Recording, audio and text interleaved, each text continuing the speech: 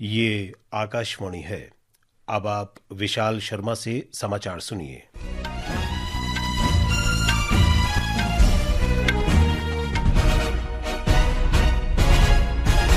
प्रधानमंत्री नरेंद्र मोदी ने उत्तराखंड को पूरे वर्ष पर्यटन का केंद्र बनाने की आवश्यकता पर जोर दिया है। वे आज उत्तरकाशी के हर्षिल में एक जनसभा को संबोधित कर रहे थे। उन्होंने राज्य में शीतकालीन पर्यटन के महत्व का उल्लेख करते हुए कहा कि अब राज्य में पूरे वर्ष पर्यटन का मौसम रहेगा।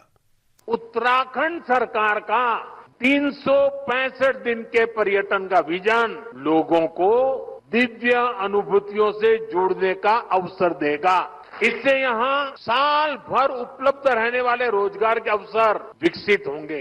इसका बड़ा फायदा उत्तराखंड के स्थानीय लोगों को होगा, यहाँ के युवाओं को होगा। प्रधानमंत्री ने कहा कि शीतकाल के दौरान राज्य का प्राकृतिक सौंदर्य अपने चरम पर होता है, लेकिन उसी समय होटल और होम स्टे खाली रहते हैं। इस स्थिति को बदलने की जरूरत है। उन्होंने राज्य में पर्यटन से जुड़े मूलभूत ढांचे के विकास में 4 धाम सड़क परियोजनाओं और रोपवे परियोजनाओं का उल्लेख किया। प्रधानमंत्री ने आशा व्यक्त की कि गौरीकुंड, केदारनाथ और गोविंद घाट हेमकुंड रोपवे परियोजनाओं से यात्रियों को बहुत सुविधा होगी।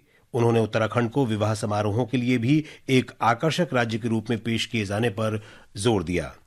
इलेक्ट्रॉनिकी और सूचना प्रौद्योगिकी मंत्री अश्विनी वैष्णव ने कहा है कि भारत लंबे समय से सॉफ्टवेयर निर्माण में वैश्विक रूप से अग्रणी देश रहा है और अब हम हार्डवेयर विनिर्माण में भी तेजी से प्रगति कर रहे हैं। उन्होंने कहा कि भारत आर्टिफिशियल इंटेलिजेंस के क्षेत्र में व्यावहारिक, तकनीकी तथा वैधानिक दृष्टिकोण अपना रहा है। एक राष्ट्रीय दैनिक में एक लेख में उन्होंने कहा कि भारत निर्माणाधीन 5 सेमीकंडक्टर संयंत्रों के साथ वैश्विक इलेक्ट्रॉनिकी क्षेत्र में अपनी स्थिति मजबूत कर रहा है। उन्होंने बताया कि इस साल पहली make in India semiconductor chip तैयार करने के साथ भारत जल्द ही एक बड़ी महत्वपूर्ण उपलब्धि हासिल कर लेगा। भारत ने विदेश मंत्री सुब्रमण्यम जयशंकर की ब्रिटेन यात्रा के दौरान अलगाववादियों और चरमपंथियों द्वारा उनकी सुरक्षा का उल्लंघन किए जाने की निंदा की है। विदेश मंत्रालय ने एक बयान में कहा, इसे अलगाववादियों और चरमपंथियों के छोटे समूह की भड़काऊ कार्रवाई बताया। मंत्रालय ने कहा कि भारत ने इसकी कड़ी निंदा की है और इन तत्वों द्वारा लोकतांत्रिक आजादी का दुरुपयोग बताया है। विदेश मंत्रालय ने आशा व्यक्त की कि ब्रिटेन सरकार ऐसे मामलों में अपने राजनयिक दायित्वों को निभाएगी। उत्तर प्रदेश में यूपी एसटीएफ और पंजाब पुलिस ने संयुक्त अभियान में आज कौशाम्बी जिले में पाकिस्तान की खुफिया एजेंसी आईएसआई से जुड़े बब्बर खालसा इंटरनेशनल गुट के सक्रिय आतंकी लाजर मसीह को गिरफ्तार किया। पुलिस महानिदेशक प्रशांत कुमार ने बताया कि आतंकी अमृतसर का निवासी है और पिछले साल 24 सितंबर को पंजाब में न्यायिक हिरासत से फरार हो गया था। आतंकवादी के पास से विस्फोटक सामग्री और अवैध हथियार बरामद किए गए हैं। इस बीच पंजाब पुलिस ने पिछले 5 दिनों में राज्य में छापेमारी के दौरान 547 मादक पदार्थों के तस्करों को गिरफ्तार किया है। राज्य में नशे के विरुद्ध चलाए जा रहे अभियान का आज 5वां दिन है।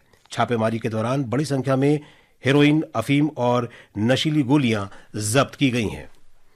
प्रवर्तन निदेशालय ने आज social democratic party of India के खिलाफ मनी लॉन्ड्रिंग जांच के तहत कई स्थानों पर तलाशी ली।